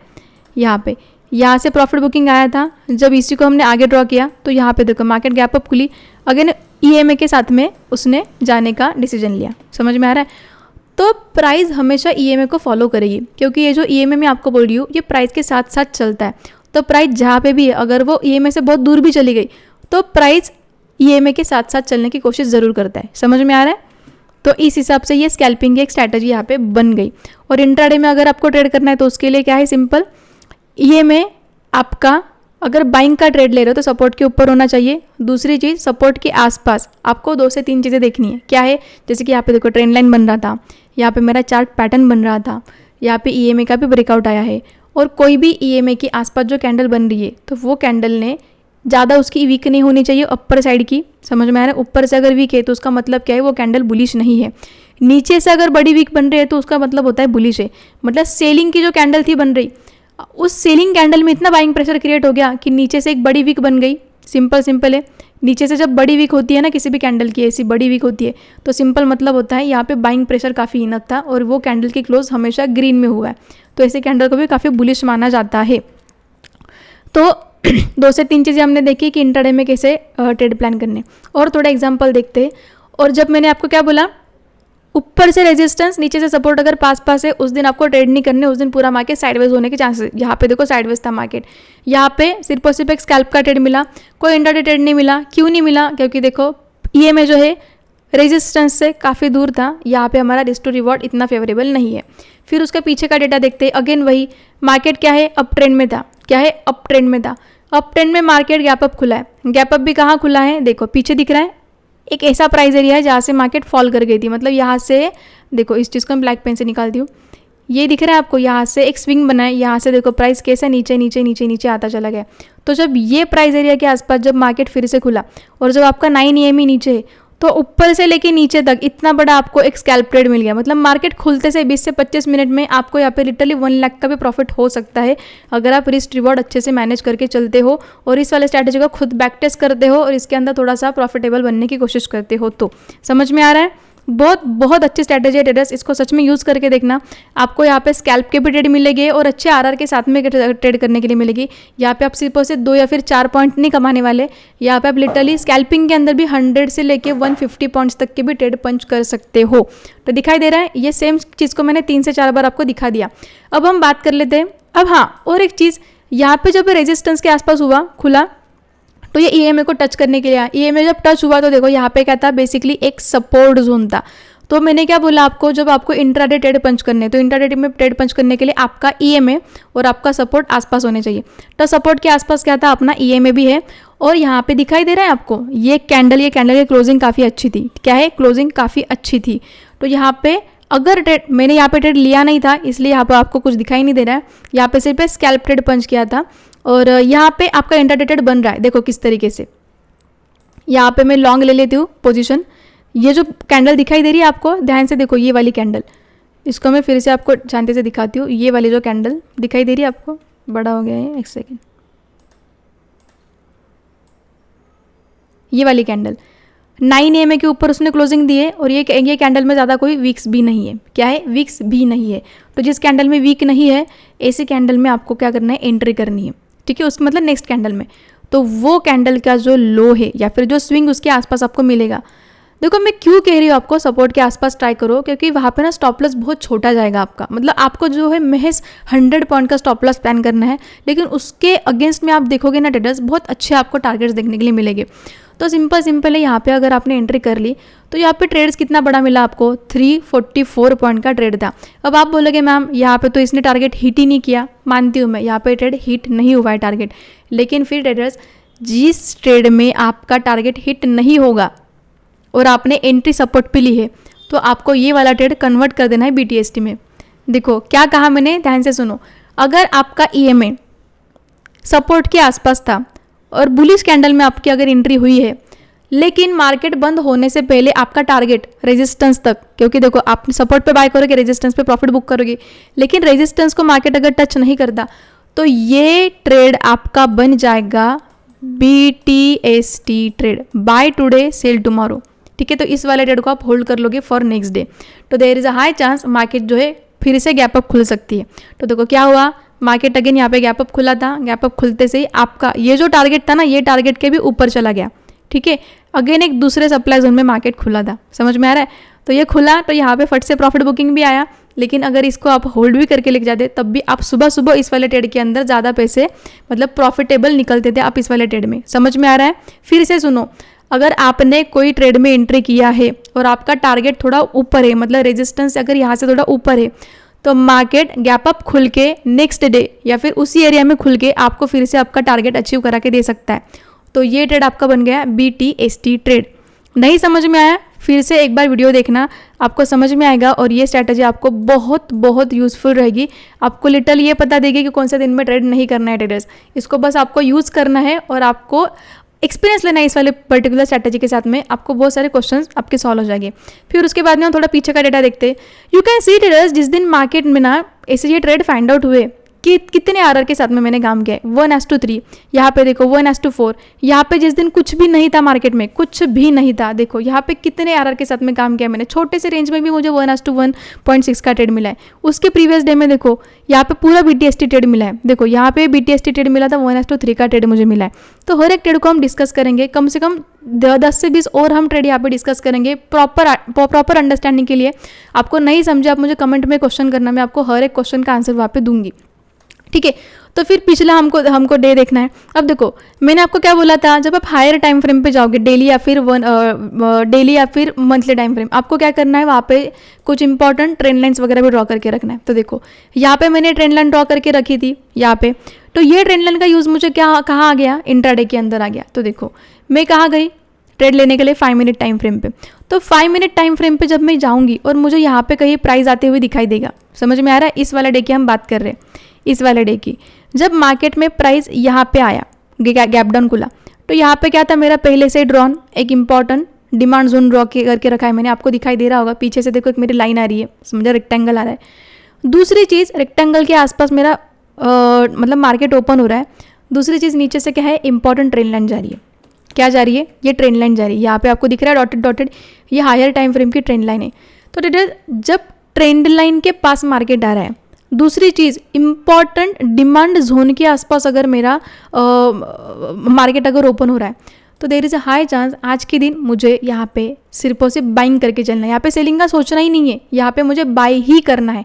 तो देखो बाइंग की एंट्री कहाँ पे हुई है। अब देखो मैं यहाँ पे, आपको बहुत सारे क्वेश्चन आ सकते हैं और मैक्स पॉसिबल करूँगी मैं सारे क्वेश्चन के आंसर मैं ये वीडियो में ही दे दूँ कि आपको बहुत बहुत यूजफुल लगे स्ट्रैटेजी। ये वाला क्या था मेरा डिमांड जोन में मार्केट ओपन हुआ, नीचे क्या थी हायर टाइम फ्रेम की ट्रेंड लाइन, जिसको बाउंस करके अगेन मार्केट अपर डायरेक्शन में कंटिन्यू करेगा। समझ में आ रहा है? क्योंकि ट्रेंड लाइन को जब टच कर रहा है वो भी हायर टाइम फ्रेम पे के, तो उसके चलने के चांसेस वैसे भी काफ़ी ज़्यादा हाई होते हैं। लेकिन क्या मैंने यहाँ पे एंट्री की? बिल्कुल नहीं। यहाँ पे एक छोटा सा स्कैल्प हो सकता था, क्योंकि देखो प्राइस ऊपर है, समझ में आ रहा है, गैप डाउन खुला है मार्केट, प्राइस कहाँ पे है, सप्लाई के डिमांड के आसपास खुला है और मेरा 9 EMA ऊपर है। तो यहाँ पे मार्केट खुलते से ही क्या है, यहाँ पे बन सकता है आपका एक स्कैल्प ट्रेड। तो यहाँ पे स्कैल्पिंग भी कर सकते थे, लेकिन मैंने यहाँ पे स्कैल्प ट्रेड किया नहीं था। इनफैक्ट मैंने वेट किया कि मार्केट जो है एक स्विंग क्रिएट करे, मतलब ऊपर जाए, एक स्विंग क्रिएट करे, स्विंग करने के बाद ऊपर आए। समझ में आ रहा है? और वो स्विंग कहाँ पे क्रिएट करना है उसने, ये वाला दिख रहा है आपको पीछे से, फिर से एक रेजिस्टेंस आपको ड्रॉ मतलब मिलेगा। ध्यान से देखो इस चीज़ को, यहाँ से मैंने ड्रॉ किया है, देखो कई बार यहाँ से प्राइस घुमा था, ये टर्न अराउंड किया था, यहाँ से प्राइस ऊपर उठा था। तो इस वाले जोन को भी मैंने ड्रॉ करके रखा है। तो ये जोन को जब एक्सटेंड कर लिया तो क्या समझ में आ रहा है, प्राइस कहाँ खुला, सप्लाई के आसपास, और ऊपर भी क्या है, डिमांड है। तो यहाँ पे रिस्क टू रिवॉर्ड कितना कम बैठ रहा है मेरा, नीचे डिमांड है ऊपर सप्लाई है, तो यहाँ पे कुछ इतना अच्छा रिस्क टू रिवॉर्ड बैठ नहीं रहा। तो मैंने क्या सोचा, अगर ये वाला एरिया है, समझ में आ रहा है, ये वाला जो रेजिस्टेंस है, इसके अगर ऊपर आसपास प्राइस मिलता है मुझे, या फिर इस वाले एरिया के आसपास अगर कोई बुलिश कैंडल मुझे क्लोजिंग देती है, तो इस वाले एरिया में मैं यहाँ पे अपना ट्रेड पंच करूँगी फॉर दिस टारगेट। क्या कहा मैंने, फॉर दिस टारगेट। इसको मैंने कैसे एक्सटेंड किया ये भी बताऊँगी। यहाँ पे दिख रहा है आपको, इस वाले जोन के अंदर मुझे क्या मिल गई, बुलिश एंट्री मिल गई। दूसरी चीज़ 9 EMA भी नीचे था, 9 EMA के ऊपर मुझे क्लोजिंग मिला एक अच्छे खासे एक कैंडल का। लेकिन मैंने तो आपको क्या बोला कि EMA और सपोर्ट जो है उसके आसपास ही मतलब आपको प्राइस एक्शन देखना है। तो सिंपल है, नीचे क्या था, सपोर्ट था, सपोर्ट के ऊपर क्या था अपना EMA बना। EMA बनने के बाद में क्या है, यहाँ पे आपको एक बुलिश कैंडल में क्लोजिंग भी दिया। और अगर आपको यहाँ पे एंट्री नहीं भी करना था, एंट्री नहीं भी करना है, अगर आपको प्योरली पूरे रूल्स फॉलो करने हैं, तो सिंपल देखो अच्छी चीज़ क्या हो सकती है, यहाँ पे मार्केट सप्लाई जोन के, मार्केट डिमांड जोन में खुला, यहाँ से यहाँ तक एक स्कैल्प ट्रेड बन रहा है। जब तक इस वाले, क्या कहा मैंने, जब तक इस वाले जोन के ऊपर मार्केट क्लोजिंग नहीं देता और EMA के ऊपर कोई बुलिश कैंडल क्लोजिंग नहीं देती, आप यहाँ पे ट्रेड में एंट्री नहीं करोगे। ठीक है, अब मेरा ये सेटअप काफ़ी ज़्यादा मैंने यूज़ कर लिया है, तो शायद मतलब थोड़ा प्रो लेवल पे चला गया है। बट यहाँ पे मैं आपके लिए बहुत सूटेबिलिटी के लिए मैं यहाँ पे आपको एक ट्रेड लेके दिखाती हूँ। जैसे कि फॉर एग्जांपल मार्केट यहाँ पे खुला, मैंने आपको बोला यहाँ पे एक स्कैल्प बन रहा है। ठीक है, स्कैल्प आप यहाँ पे प्लान करोगे छोटा सा, और यहाँ तक का आपका रहेगा टारगेट 9 EMA तक का। ठीक है, ये फर्स्ट ट्रेड आपका फर्स्ट स्कैल्प खत्म हो गया। अब दूसरी चीज़, ऊपर क्या है, रेजिस्टेंस जोन। तो रेजिस्टेंस जोन के आसपास मुझे कुछ नहीं करना, मैं तभी एक्शन लूँगी जब ये रेजिस्टेंस के ऊपर मार्केट निकले, मतलब ये रेजिस्टेंस क्या बन जाएगा, सपोर्ट बनेगा। तो इसके ऊपर मुझे क्या देखना है, सिर्फ और सिर्फ एक कैंडल जो कि क्लोजिंग मुझे देती है ग्रीन में। ठीक है, तो ये ग्रीन कैंडल के ऊपर की कैंडल मेरे लिए बन जाएगी एंट्री। तो यहाँ पे आ गया मेरा लॉन्ग पोजिशन। लॉन्ग पोजिशन में यहाँ पे मैंने, इस समय शॉर्ट हो गया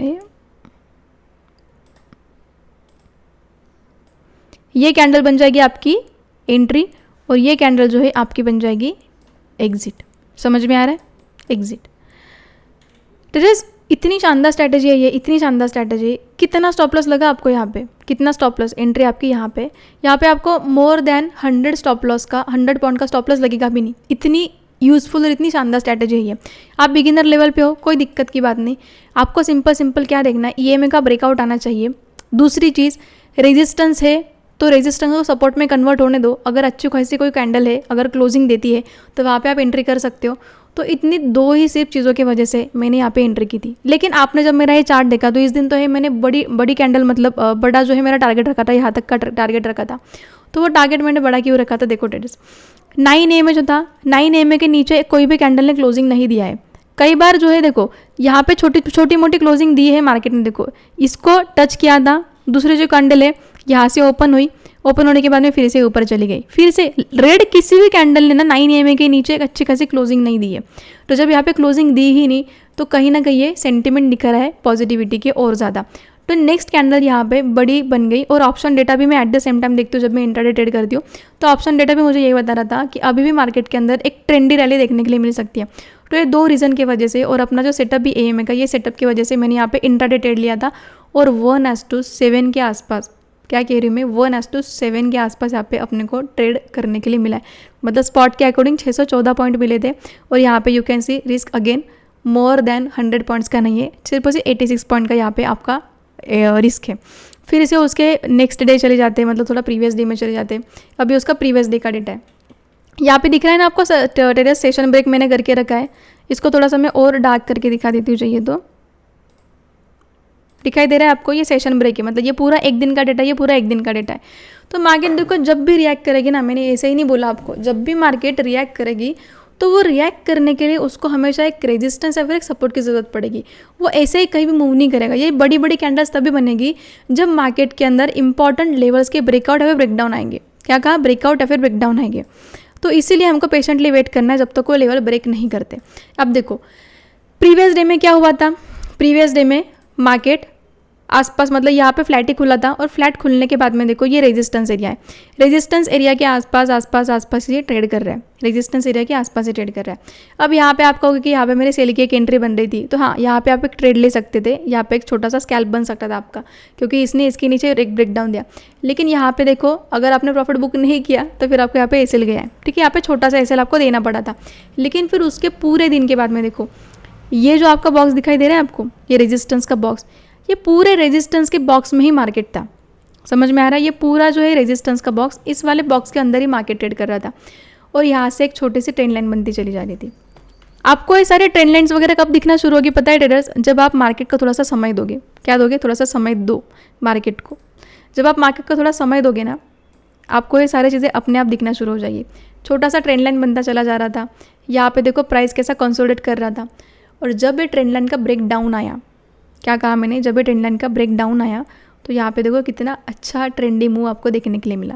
थर्सडे का डे था ये बैंक निफ्टी चल रहा है। थर्सडे के दिन 18 अप्रैल का डे था, ठीक है, 18 अप्रैल का डे था। और यहाँ पे कितनी अच्छी खासी कैंडल बनी। तो आइडियली देखा जाए तो इसका फर्स्ट टारगेट कहाँ बुक करेंगे हम, यहाँ पे बुक करेंगे, ये वाले लेवल्स के आसपास। तब भी आप 147 पॉइंट्स के रिस्क के अगेंस्ट 231 पॉइंट्स का टारगेट यहाँ पे बुक कर सकते थे, ठीक है। लेकिन अगर आपको ऑप्शन डेटा भी पढ़ने आता है, जैसे कि मैं जब भी ट्रेड लेती हूँ तो मैं उसको एग्जिट करने से पहले ऑप्शन डेटा पे मेरी हमेशा ध्यान होती है। तो ऑप्शन डेटा अगर मुझे कह रहा है कि अब यहाँ पे सच में बायर्स इनफ अवेलेबल है, पॉसिबल है आना उनका, तो फिर मैं क्या करती हूँ, ऐसे समय में ट्रेड को एग्जिट कर लेती हूँ। लेकिन जहाँ पे मुझे लग रहा है कि कॉल सेलर्स यहाँ पे अभी भी हावी है, कॉल सेलर जो होते हैं वो हमेशा मार्केट को नीचे पुश करते हैं। तो यहाँ पे कॉल सेलर उस दिन भी काफ़ी ज़्यादा हावी थे और मार्केट में एक बड़ा ट्रेंड आ सकता था। तो यह प्रोबेबिलिटी के ऊपर मैंने यहाँ पे इतना बड़ा ट्रेड पंच किया था। समझ में आ रहा है। लेकिन यहाँ पे अगर आप ऐसा नहीं करते, समझ में आ रहा है, अगर आप यहाँ पे ऐसा नहीं करते तो सिंपल है, यहाँ पे एक स्ट्रैटेजी यूज़ कर सकते हो आप।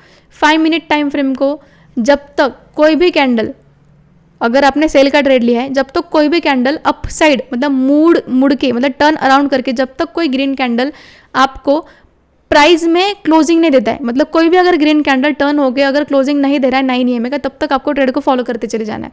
ये भी एक सिंपल स्ट्रैटेजी आप यूज़ कर सकते हो। अगर आप ऑप्शन डेटा नहीं भी देख सकते ना, ये 9 EMA को जब तक प्राइस फॉलो कर रहा है और किसी भी एक ग्रीन कैंडल ने यहाँ पे अगर प्राइस को, किसी भी ग्रीन कैंडल ने अगर क्लोजिंग दे दी होती 9 EMA के ऊपर, तो यहाँ पे अपना ट्रेड एग्जिट हो जाता था। लेकिन यहाँ पे देख सकते हो आप, किसी भी कैंडल ने, किसी भी ग्रीन कैंडल ने EMA के ऊपर क्लोजिंग नहीं दी थी। आप अपने चार्ट के ऊपर भी आप इस सब चीज़ों को एक बार बैक टेस्ट करके देखना। जो मैं आपको बता रही हूँ यहाँ पे सच में कितना यूज़फुल है, आपको सच में इतना माइंड ब्लोइंग लगेगा कि ये स्ट्रैटेजी सच में कहाँ थी अभी तक।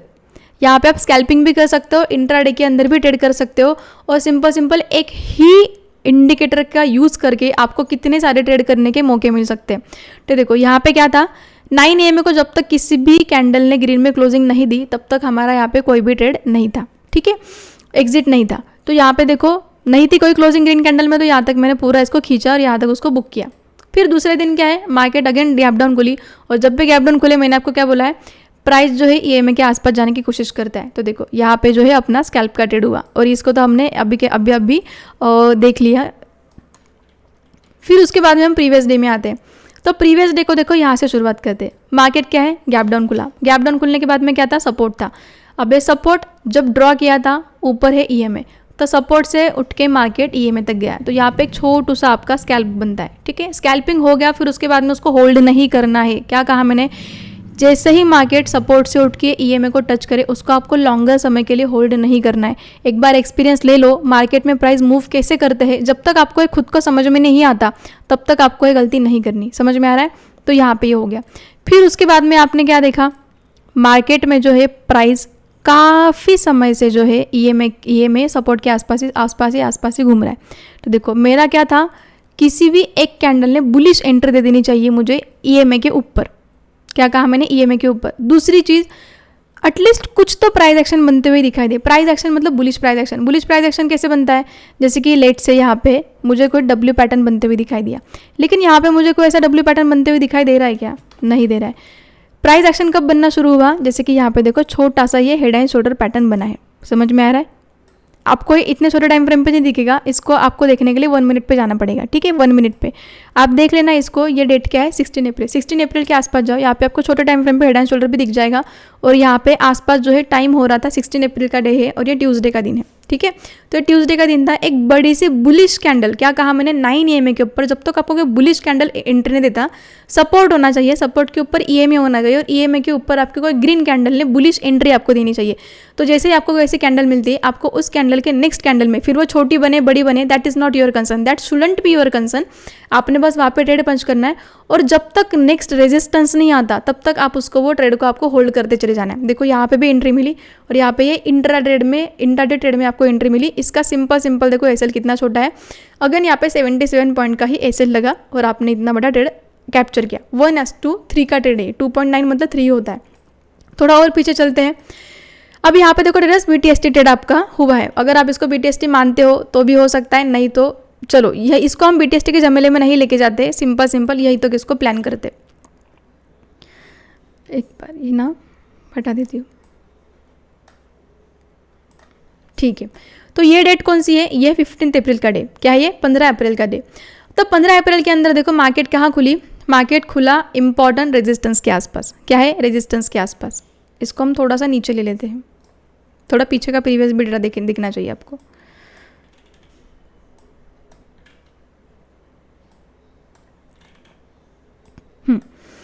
तो EMA कहाँ है इसका, ऊपर है। कहाँ है, ऊपर है EMA इसका। तो EMA ऊपर है, लेकिन मार्केट खुला कहाँ है, ध्यान में रखो ट्रेडर्स। ऐसा कभी नहीं होगा, मतलब जो मैंने बोला उसको ब्लाइंडली मत फॉलो करना, कुछ रूल्स होते हैं। मैंने क्या बोला, अगर नीचे सपोर्ट है, क्या कहा मैंने, अगर नीचे सपोर्ट है और अगर EMA ऊपर है तो फिर EMA के पास में प्राइस जाएगा। लेकिन यहाँ पे क्या था, आपका EMA ऊपर है, लेकिन EMA के नीचे क्या बन रहा था, एक रेजिस्टेंस बन रहा है। तो रेजिस्टेंस के आसपास कहीं ना कहीं मार्केट ओपन हुआ था। तो यहाँ से सीधा मार्केट प्राइस एक्शन के अकॉर्डिंग, मतलब देखो यहाँ पे अगर रेजिस्टेंस है, रेजिस्टेंस के आसपास क्या आती है, सेलिंग आती है। तो यहाँ पे सेलिंग आया, ना कि प्राइस EMA के पास में गया। तो जो एरिया में प्रीवियसली भी सेलिंग आ चुकी है, देखो जैसे यहाँ पे ऑलरेडी एक बार सेलिंग आ चुकी थी। अगर इसको थोड़ा पीछे देखते, इस वाले प्राइस से ऑलरेडी इतनी बार सेलिंग आ चुकी है। तो अगर ऐसे प्राइस के ऐसे अगर एरिया के अंदर आपका मार्केट ओपन हो रहा है तो there is a high chance, देखो ये वाला लेवल है वो, इस वाले लेवल्स को अभी हमने पीछे जाके देखा, यहाँ पे अगर प्राइस खुल रहा है इसका मतलब क्या है, वो EMA को टच करने के लिए पहले एक सपोर्ट लेगा। क्या लेगा, एक सपोर्ट लेगा। यहाँ पे जैसे कि उसने एक सपोर्ट लिया, और ये सपोर्ट लेने के बाद में वो EMA के पास गया। समझ में आ रहा है? तो कई बार ऐसे ट्रेड आपके हाथ में से जा सकते हैं। सबसे पहले आपको ये देखना है, जहाँ पे मार्केट खुल रही है, गैप अप या फिर गैप डाउन, वो कौन से एरिया के आसपास खुल रही है। क्या वो सप्लाई एरिया था, क्या उस एरिया से पहले भी प्रीवियसली भी सेलिंग आ चुकी है? अगर ऐसी आ चुकी है सेलिंग तो वहाँ पे आपको कॉल नहीं बाय करना, वहाँ पे आप पुट बाय कर सकते हो और आपको नियर बाय कोई सपोर्ट फाइंड आउट करना पड़ेगा और सपोर्ट तक आप स्कैल्प प्लान कर सकते हो। समझ में आ रहा है? तो यहाँ पे जो है स्कैल्पिंग ट्रेड नहीं बन रहा है।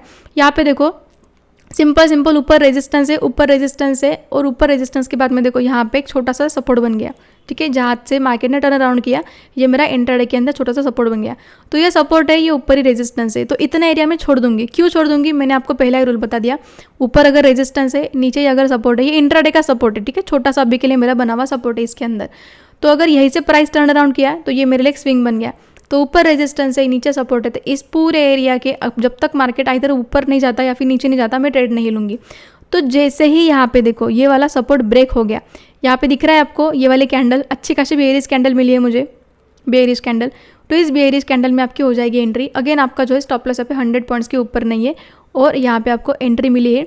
नीचे ही सपोर्ट था, ये सपोर्ट मैंने कहाँ से निकाला? अगेन पीछे का जो लेवल है, यहाँ से प्राइस टर्न अराउंड किया था, यह टर्न अराउंड एरिया के अंदर मैंने यहाँ पे ट्रेड में एंट्री की। और कितना है आरआर मेरा? अगेन 70 जावे तो 70 पॉइंट, आवे तो घर पे कितना 191 पॉइंट आवे। समझ में आ रहा है? प्लस इस वाले वीडियो को ना अगर रिलीजियसली आप 2 से 3 बार देखते हो, शांति से देखना, अंडरस्टैंड करना मैंने क्या बताने की कोशिश की। इनफ एग्जाम्पल अभी के लिए हमने देखे और जितने भी एग्जाम्पल मैंने आपको बताया ना ट्रेडर्स, इसके अंदर आपको BTST का एग्जाम्पल भी मिल गया, स्कैल्प के एग्जाम्पल भी मिल गए, इंट्राडे के एग्जाम्पल भी मिल गए। इस वाली स्ट्रैटेजी को अगर आप इन डेप्थ सीखना चाहते हो, मेरे साथ लाइव मार्केट में भी ट्रेड करना चाहते हो, या फिर अगर ट्रेड नहीं भी करना लेकिन मेरे साथ ऑप्शन बाइंग सीखना चाहते हो, बेसिक से लेके एडवांस तक अगर अच्छे से क्लास में लाइव सीखना चाहते हो मेरे साथ में, तो आप क्लासेस में भी एडमिशन ले सकते हो। मैं कोई क्लास अपना प्रमोट नहीं कर रही, लेकिन अगर आपको सच में इच्छा होगी, एक फुल टाइम ट्रेडर आपको बनना है मेरे जैसे, तो आप यहाँ पे मेरे साथ में ट्रेडिंग का क्लास लगा सकते हो, ऑप्शन बाइंग का। अगर स्टॉक मार्केट की क्लासेस करना चाहते हो, स्टॉक मार्केट की क्लास भी कर सकते हो, फॉरेक्स के भी क्लासेस कर सकते हो। मैं हर एक एसेट को ट्रेड करना पसंद करती हूँ, cause I am a full time trader. ठीक है, तो आप मेरे साथ में जुड़ के ट्रेडिंग की जर्नी आपकी और बेनिफिशियल और बहुत अच्छी स्मूथ बना सकते हो। ठीक है, तो आज की वीडियो में इतना ही। और अगर आप में से किसी को होमवर्क करना है, जैसे कि फॉर एग्जांपल आपने निफ्टी के कोई चार्ट्स में ये वाला होमवर्क किया है कि मैम देखो यहाँ पे ट्रेड बन रहे थे, क्या मैं सही हूँ, क्या मैं गलत हूँ, वीडियो के डिस्क्रिप्शन में आपको मेरा एक नंबर मिलेगा 93, आप उस वाले नंबर पे क्लासेस की इंक्वायरी भी कर सकते हो, या फिर उस नंबर पे आप मुझे व्हाट्सएप पे आपका होमवर्क भी भेज सकते हो कि ये मैंने ड्रॉ किया है, क्या ये सही है या फिर ये गलत है। ठीक है, तो मैं आपको वहाँ पे पर्सनली बता दूंगी।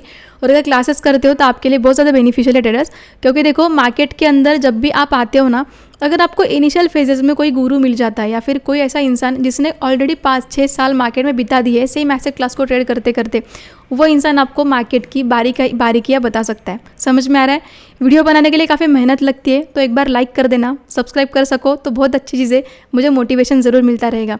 तो ये स्ट्रैटेजी को यूज़ करो और बेनिफिशियल रहेगी आपके लिए। और अगर सीखना चाहते हो मेरे से 1-to-1 और आपको लगता है तो फिर आप मेरे से क्लासेस भी ले सकते हो। तो इस वाली वीडियो में इतना ही, मिलते हैं नेक्स्ट वाली वीडियो में।